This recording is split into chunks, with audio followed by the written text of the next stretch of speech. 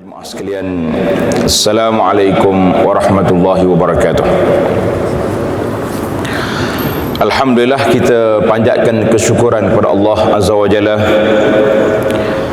kerana dapat lagi kita bersama dalam majlis ilmu, dalam tazkirah ringkas yang kita pilih, yang kita akan bincangkan pada kali ini di bawah tajuk Daqaiqul Lail Ghaliyatun,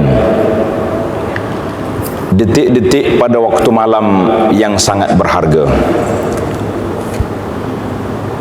Berapa ramai orang-orang yang saleh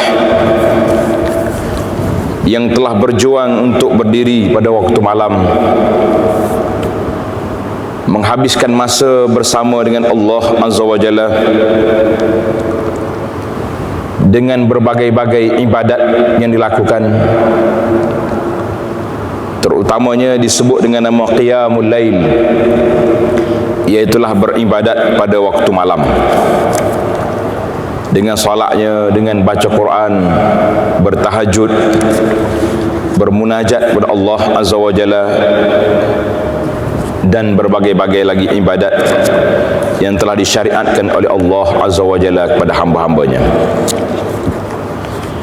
Di antara perbincangan yang saya akan sebut di sini iaitulah tentang arbahul as-safqah, perniagaan yang sangat untung apabila kita dapat bangun pada waktu malam. Di antaranya, yang pertama sekali, Nabi kita sallallahu alaihi wasallam memberi jaminan untuk masuk syurga, sebagaimana wasiat Nabi sallallahu alaihi wasallam kepada Abu Hurairah radhiyallahu anhu, satu wasiat yang simple, yang ringkas. Nabi mengatakan, atibil kalam wa at'imit ta'am wasilil arham wasalli bil laili wan nasu niyam summa dkhulil jannata bisalam. Baikkan cakapan awak,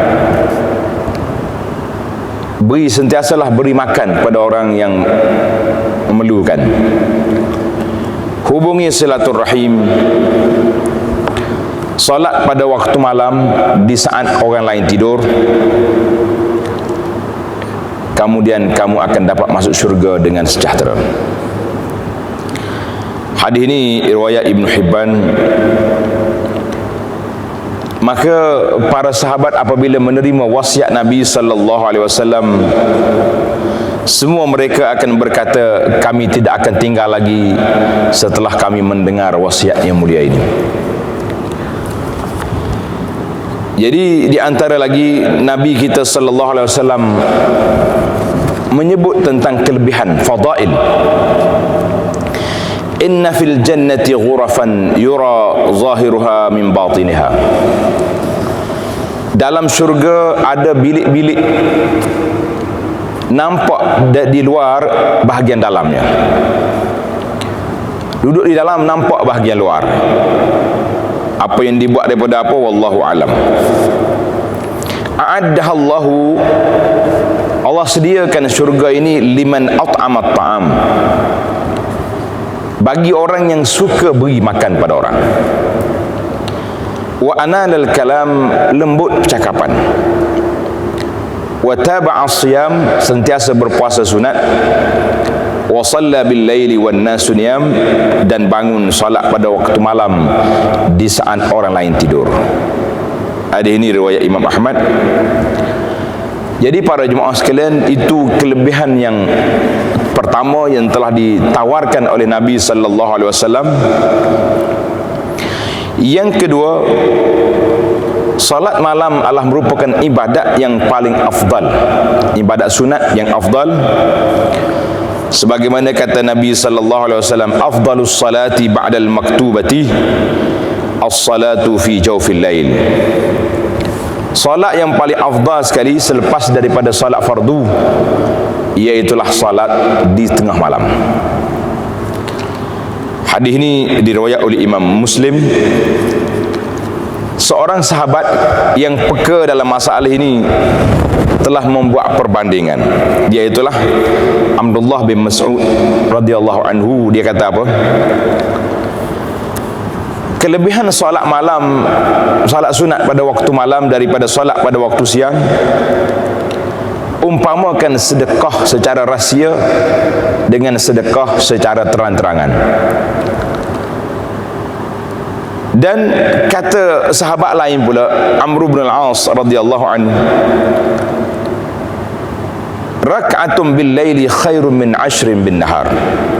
Satu rakaat pada tengah malam lebih baik daripada 10 rakaat pada siang hari. Kenapa? Semua ini menjurus kepada keikhlasan. Secara umumnya demikian. Tetapi boleh jadi orang ni pada siang harinya tetap merahsiakan solat. Mungkin dia solat di rumah dia secara senyap-senyap. Itu secara umum gambaran yang diberikan oleh para sahabat. Kelebihan yang ketiga, solat malam ini termasuk di kalangan amalan yang disukai oleh Allah Azza wa Jalla. Orang yang melakukannya mendapat kasih sayang Allah Azza wa Jalla. Sabda Nabi sallallahu alaihi wasallam, salasatun yuhibbuhumullah. 3 golongan ni Allah Ta'ala sayang kepada mereka, dan Allah Ta'ala beri khabar gembira kepada mereka. Golongan yang pertama, alladzina idzan kashafat fi'atun, orang yang menyertai peperangan dengan jiwanya semata-mata untuk mempertahankan agama Allah Azza wa Jalla, sehingga mereka sanggup sama ada mati ataupun menang. Golongan yang kedua ini dapat pada kita, wallazi kana lahu imra'atun hasanah wa firashun lin hasan. Orang suami yang mempunyai isteri yang cantik, tilam hamparannya juga indah, fayaqumu minal lail, tetapi dia masih tetap mampu untuk bangun pada tengah malam, meninggalkan syahwatnya, meninggalkan keinginan nafsunya, semata-mata untuk beribadat kepada Allah Azza wa Jalla. Yang ketiga, orang yang bermusafir bersama dengan rombongan, mereka berjalan dalam kepenatan, berhenti rehat pada waktu malam tidur. Ada di kalangan mereka yang sanggup lagi bangun di akhir malam untuk beribadat walaupun mereka keletihan dan kepenatan. Hadis ini diriwayat oleh At-Tabarani dengan sanad yang hasan. Inilah dia panggil bagaimana kita nak meraih cinta Allah Azza wa Jalla.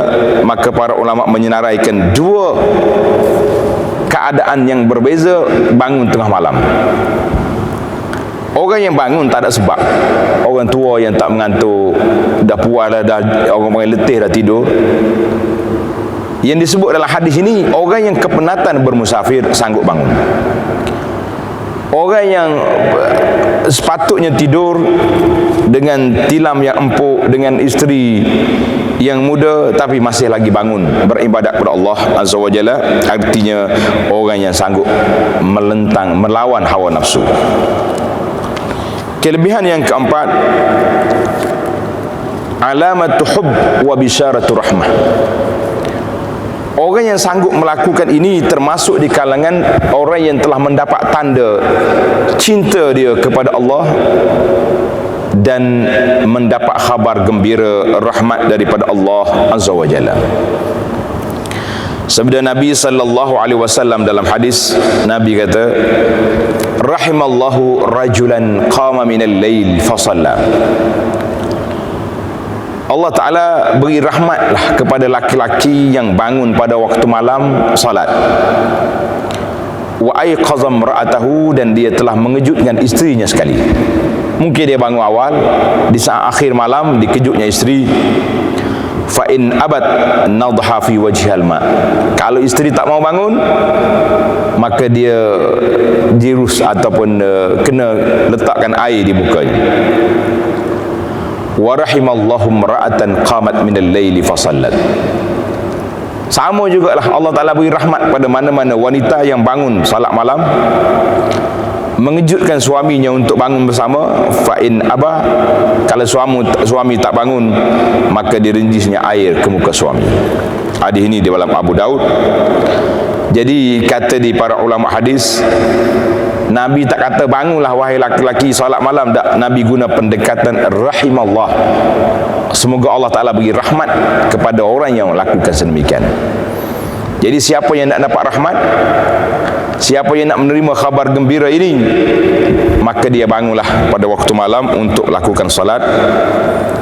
Kata di para ulama, apabila orang itu bangun pada waktu malam, basuh mukanya dengan air, biarlah kita teringat bahawa inilah air yang Nabi kita sallallahu alaihi wasallam minta para suami ataupun isteri supaya merenjis ke muka masing-masing.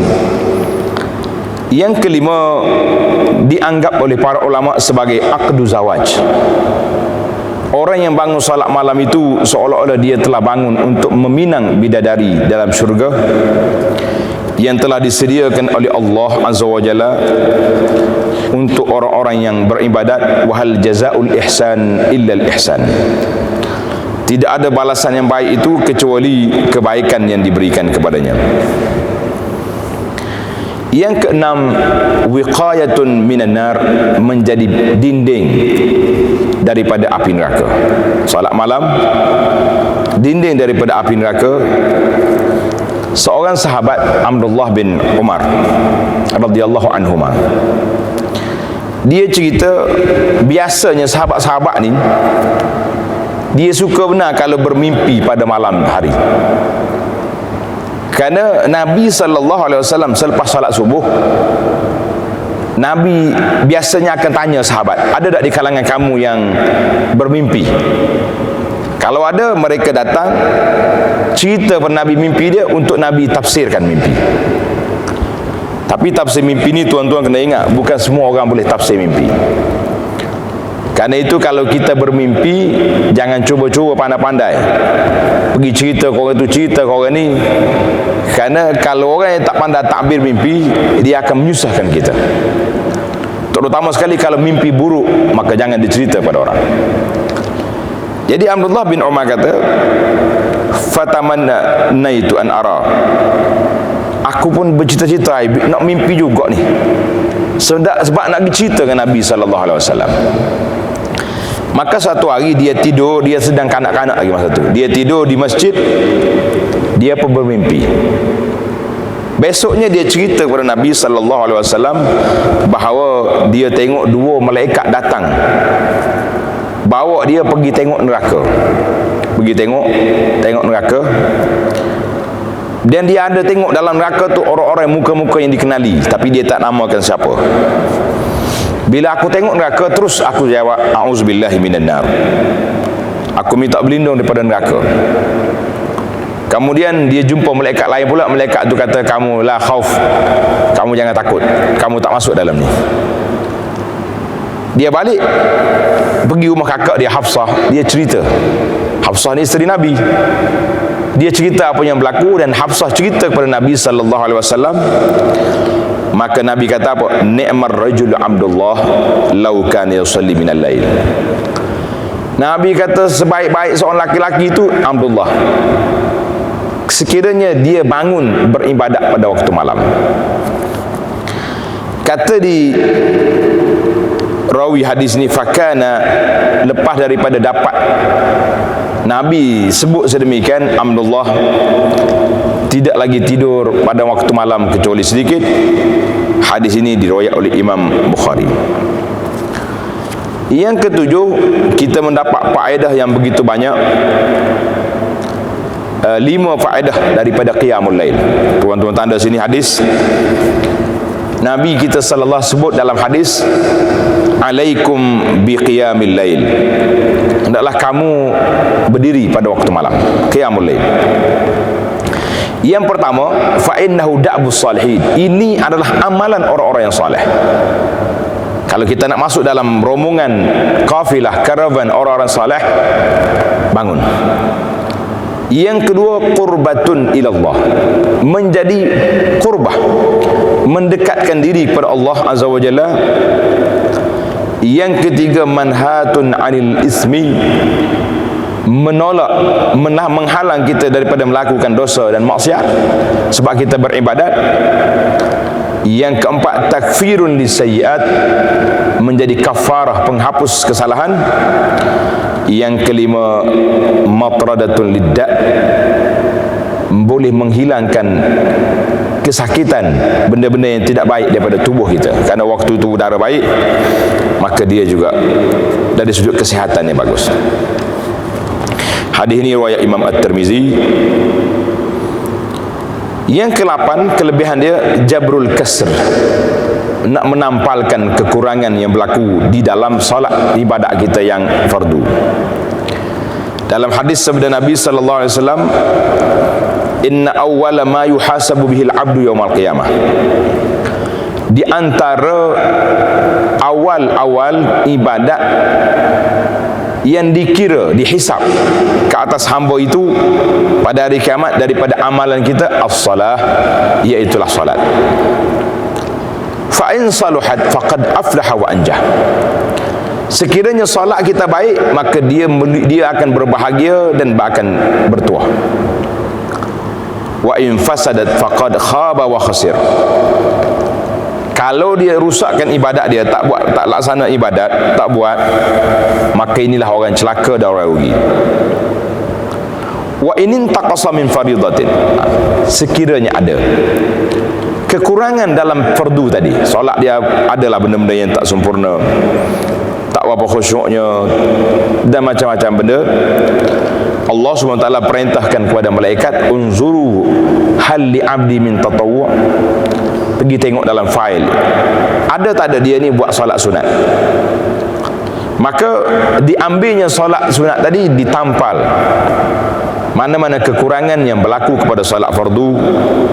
Demikianlah kata Nabi sallallahu alaihi wasallam, ibadat-ibadat yang lain, puasa. Jadi kalau kita puasa di bulan Ramadan ada masalah, maka kita berpuasa sunat, dia akan menampalkan kekurangan yang berlaku. Yang ke-9, iaitulah kita pilih untuk sedar pada waktu malam.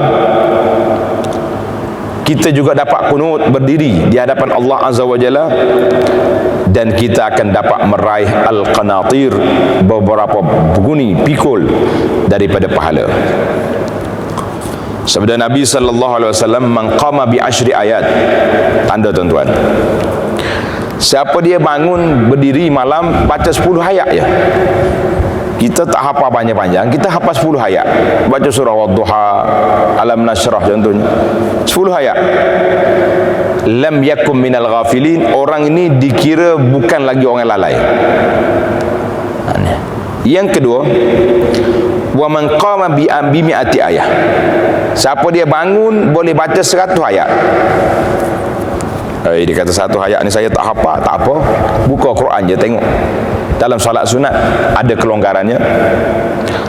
Kutiba minal qanitin, 100 ayat, maka dia dikira termasuk orang yang qanit, orang yang banyak, orang yang berdiri pada waktu malam.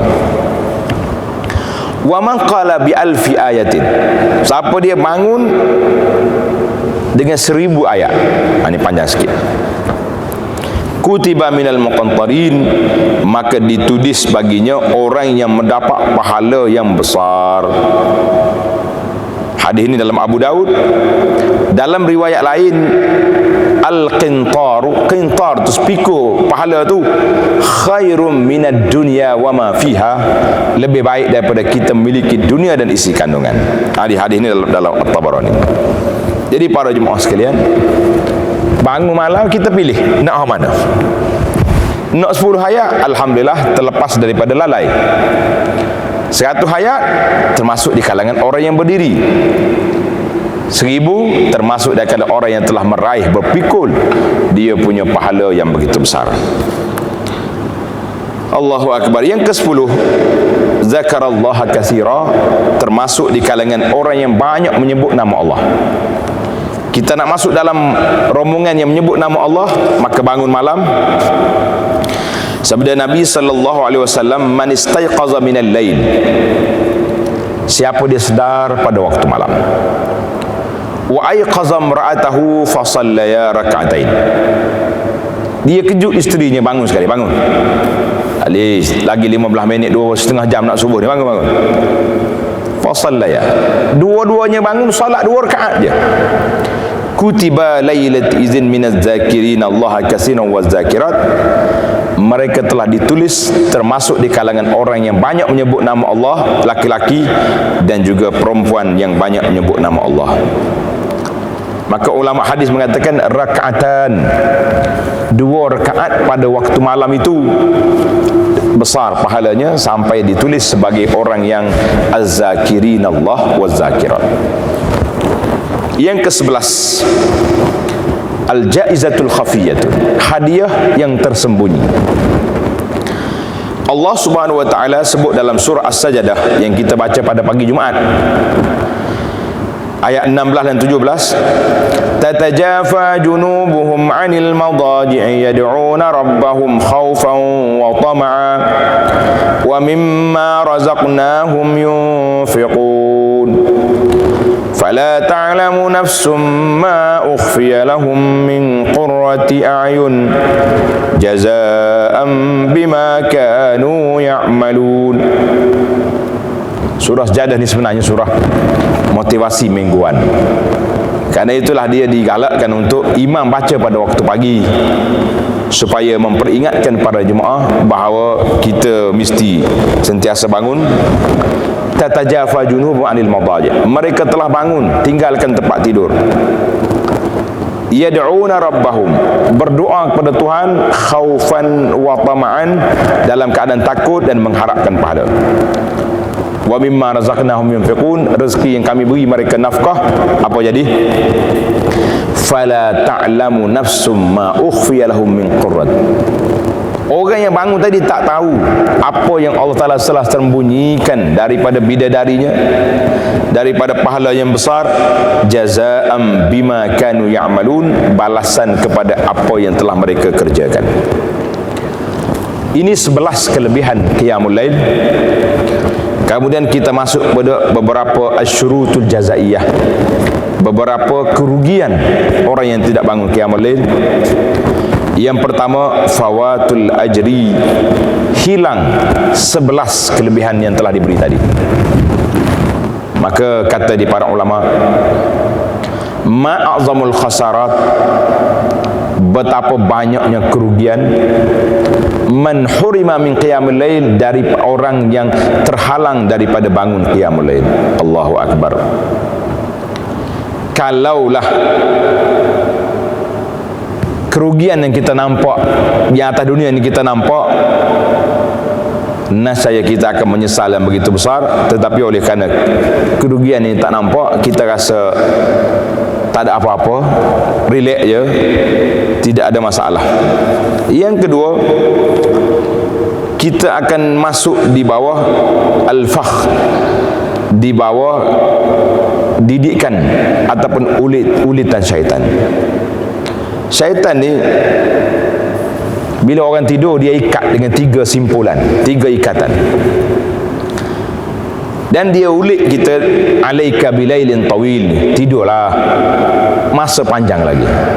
Sebab itulah bila kita letak jam daripada pukul 5 bunyi, tutup 5.20, tutup lagi, akhir sekali subuh baru nak baru. Jadi syaitan dia tunggu siapa yang tak boleh bangun, bermakna kita masuk dalam perangkap dia, wal-iyazubillah. Yang ketiga, jafa'ul habib, seolah-olah kita keras, tidak mesra dengan Allah Azza wa Jalla, yang biasanya sebut dalam hadis Nabi sallallahu alaihi wasallam 1/3 malam yang terakhir Allah Subhanahu wa taala tanya hamba-hamba dia, hal min mustaghfir, ada tidak seorang yang beristighfar, aku nak beri keampunan. Hal min taibin, adakah orang bertaubat, aku nak terima taubat. Jadi pada waktu itu Allah Ta'ala offer, tawar, kita sanggup lagi tak bangun, tidak menyahut. Sedangkan Allah sangat sayang kepada hamba-hambanya dengan berbagai-bagai cara, dengan berbagai-bagai perkara yang diberikan, tapi kita buat tak tahu, kita buat tak kenal. Maka ini satu perkara yang cukup merugikan kita. Perbincangan yang terakhir, iaitulah yang ketiga, wasail, mekanisme tashilatis safqah, bagaimana nak memudahkan untuk kita bangun, insya-Allah. Jadi kata di seorang ulama, Rabi'atul Jarsi,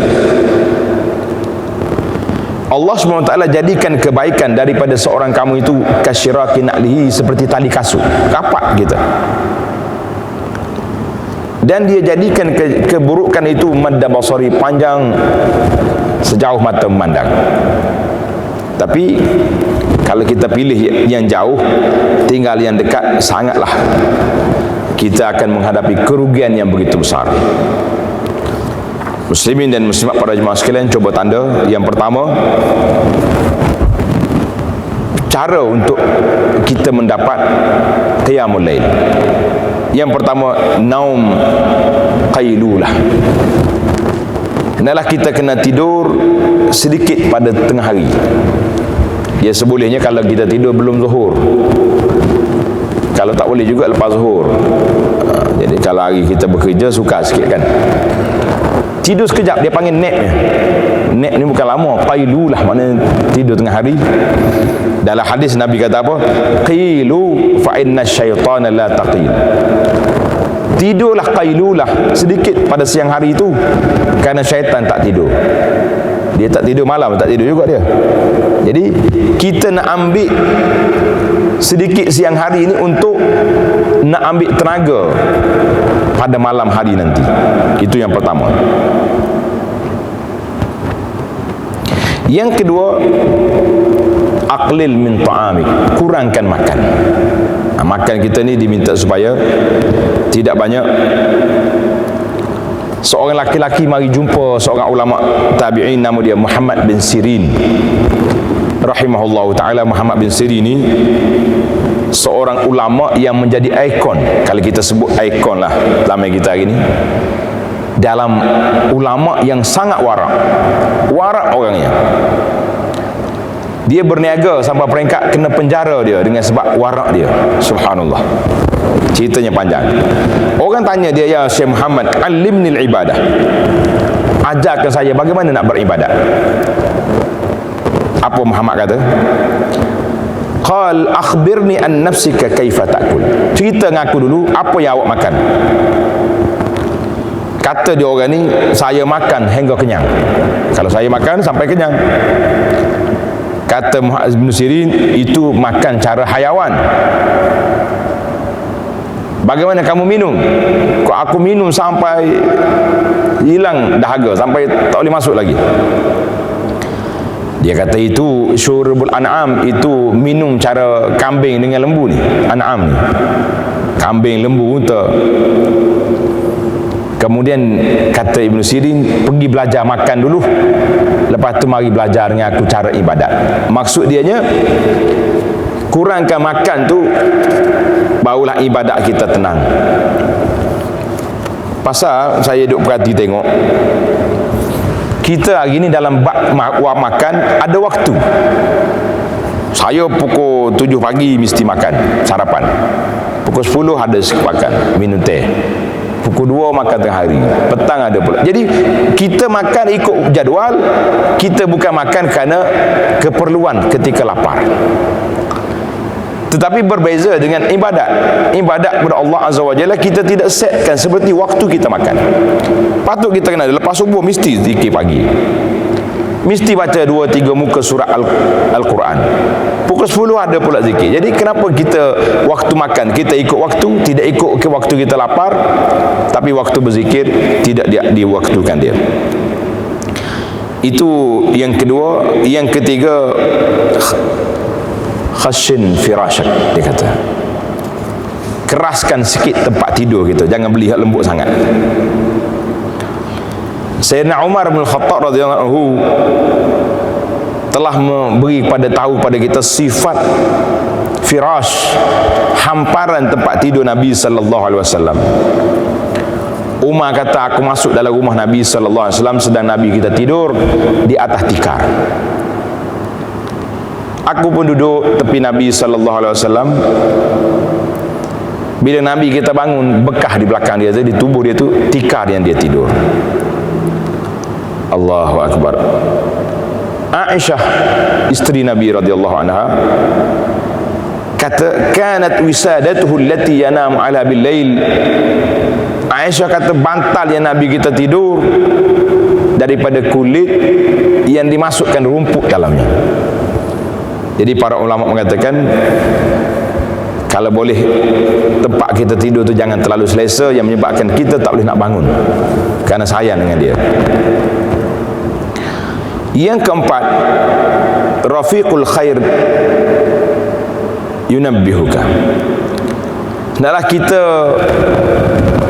duduk dalam keadaan teringat kepada apa yang telah ada kawan-kawan yang peringatkan kita. Kita MOU dengan isteri, dengan suami, dengan anak-anak, kalau boleh dengan kawan-kawan yang tak ada isteri itu. Kata di Al-Hasan bin Ali bin Abi Talib, Hasan bin Ali, cucu Nabi, ayah dia menceritakan bahawa Nabi sallallahu alaihi wasallam pernah pergi ketuk pintu rumah Ali dengan Fatimah pada waktu malam. Nabi kata, ala tusalliyan, dua anakku bangun salat. Artinya kita juga perlu kepada orang yang memperingatkan kita. Hari ini mungkin kita boleh tukarlah, daripada orang mari ketuk pintu dengan kita letak jam loceng, handphone yang kita ada hari ini sudah ada alat-alat yang boleh membantu. Maka kata di para ulama, Nabi tahu waktu tu waktu rehat, waktu tidur. Kalau tidak kerana kelebihan solat malam, tentulah Nabi kita sallallahu alaihi wasallam tidak akan pergi ganggu dua anak kesayangannya yang masih tidur di situ. Yang kelima, tinggalkan maksiat. Ini penting. Kata di seorang laki-laki mari berjumpa dengan ulama, Ibrahim bin Adham. Ibrahim bin Adham ni masyhur dengan kewarakannya, ahli ibadat. Tuan Syekh Ibrahim, kenapa saya tak boleh bangun pada waktu malam? Kenapa? Beritahu kepada saya tip nak menyelesaikan masalah. Faqala lahu, la ta'sihi bin nahar wa huwa yuqimuka baina yadayhi bil lail. Mu tinggalkan maksiat pada siang hari, Allah Ta'ala kejutkan kamu bangun untuk berdiri di hadapannya pada waktu malam. Kerana berdiri pada waktu malam di hadapan Allah adalah merupakan suatu kemuliaan. Suatu kemuliaan. Kita tak akan dapat kemuliaan dengan kita melakukan penderhakaan ataupun maksiat terhadap Allah Azza wa Jalla. Tak mungkin manusia itu buat maksiat kemudian dia dapat kemuliaan bermunajat dengan Allah Azza wa Jalla. Seorang lagi ulama nama dia Al-Fudayl bin Iyad kata apa? Kalau kamu tak mampu berdiri pada waktu malam dan berpuasa sunat pada siangnya, maka kamu tahulah bahawa kamu dibelenggu oleh kesalahan-kesalahan dosa yang kita buat. Allahu Akbar. Seorang lagi ulama, Al-Hasan Al-Basri rahimahullah kata, ma taraka ahadun qiyama lailatin illa bizambin. Seorang itu tidak bangun pada waktu malam berdiri melainkan kerana dosa yang dilakukan. Maka semaklah diri kamu sebelum malam dan bertaubatlah kepada Allah Azza wa Jalla, nescaya Allah Ta'ala akan kejutkan kita bangun untuk berdiri di hadapannya pada waktu malam. Yang keenam, hendaklah kita tahu kelebihan nilai betapa mahalnya harga dapat berdiri di hadapan Allah Azza wa Jalla. Tadi kita dah sebut 11 kelebihan dalam siri yang pertama tadi. 11 kelebihan dijanjikan untuk orang berdiri malam. Kata di Yazid bin Harun, dia kata, aku fikir tentang qiyamul lail, orang tak tidur malam. Ada orang yang tak tidur malam untuk dapat gaji beberapa ringgit, beberapa rial, beberapa sen kalau kita kata. Ada orang yang tersanggup malam, jadi jaga, jadi itu. Kenapa kamu tidak bangun malam dengan balasan yang dijanjikan syurga oleh Allah Azza wa Jalla? Jadi bila kita fikir tentang betapa besarnya janji yang telah diberi oleh Allah Azza wa Jalla, tentulah semangat untuk bangun akan timbul. Yang ke-7, kita cuba baca sejarah orang-orang yang soleh, bagaimana mereka dengan qiyamul lail. Cuma kadang-kadang terdapat juga sebahagian daripada cerita-cerita kita ni, kadang-kadang mubalarah. Dia kata, ulama ni berdiri satu malam sampai 1000 rakaat. 1000 rakaat ni kalau nak bagi dengan malam lepas daripada solat isya sampai subuh, mungkin 7 jam, 8 jam. Takkanlah Tuan Syekh zaman dulu solat sampai satu rakaat tu beberapa saat je. Jadi kita ambil lah cerita-cerita yang patut, sebagaimana disebut dalam kitab-kitab ni banyak sekali. Di antaranya Sirri Saqati, dia ni berdiri pada waktu malam, dan di akhir malam orang akan tengok dia akan menangis. Sebab apa? Sebab mereka telah sampai ke kemuncak beribadat kepada Allah Azza wa Jalla. Dan banyaklah cerita-cerita qiyamul lail, tuan-tuan boleh baca dalam buku-buku yang ditulis tentangnya.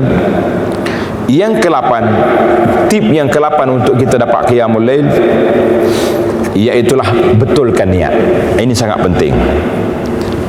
Kita nak tidur, kita cuba buat beberapa perkara, dan kita betulkan niat. Aku nak bangun, letak jam loceng, penggerak dah siap dah.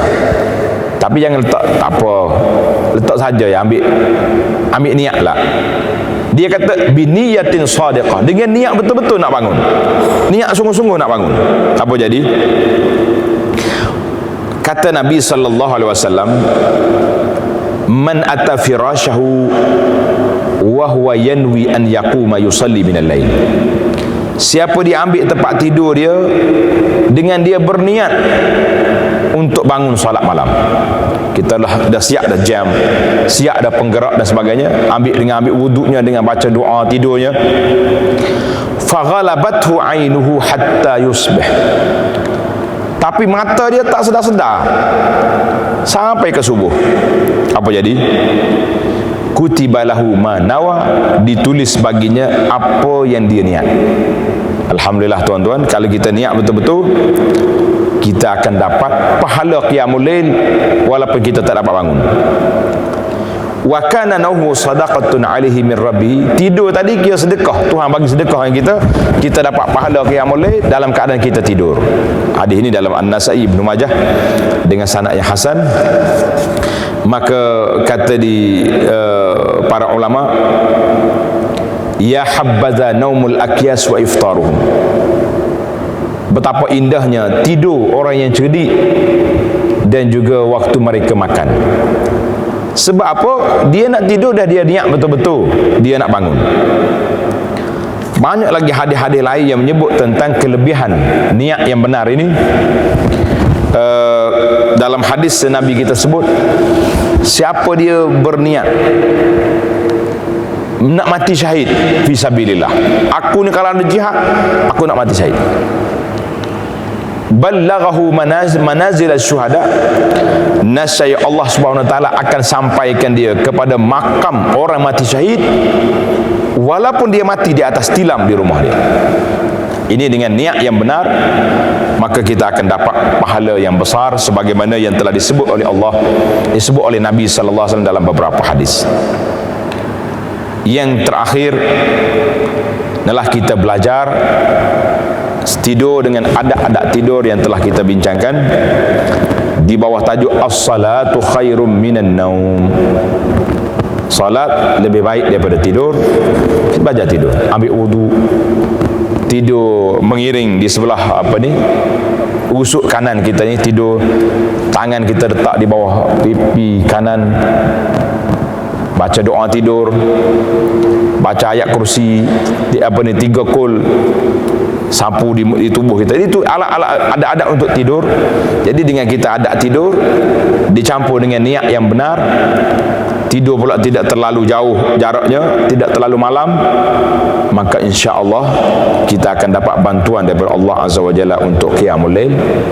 Dan sekiranya terlepas qiyamul lail dengan sebab-sebab yang disebut tadi, maka orang ini tetap mendapat pahala. Alhamdulillah allazi bi ni'matihi tatimmu shalihat. Kita memuji Allah Subhanahu wa taala dengan segala nikmat yang diberikan kepada kita, sempurnalah segala kebaikan. Maka para jemaah sekalian, daqaiqul laili ghaliyah, detik-detik pada waktu malam sangat mahal. Harganya Allah Ta'ala sebut dalam surah yang kita baca tadi, dalam surah Sejadah, iaitulah fala ta'lamu nafsum ma ukhfiya lahum min qurrati ayun. Kamu tak tahu apa yang telah Tuhan sediakan daripada bidadari dan juga syurga yang dijanjikan oleh Allah Azza wa Jalla. Mudah-mudahan kita termasuk di kalangan orang-orang yang banyak menyebut nama Allah pada waktu malam dan juga pada waktu siang. Subhanakallahumma wa bihamdika asyhadu an la ilaha illa anta astaghfiruka wa atubu ilaih. Wa sallallahu ala nabiyyina Muhammadin wa ala alihi wa sahbihi ajma'in. Walhamdulillahi rabbil alamin. Wassalamu alaikum warahmatullahi wabarakatuh.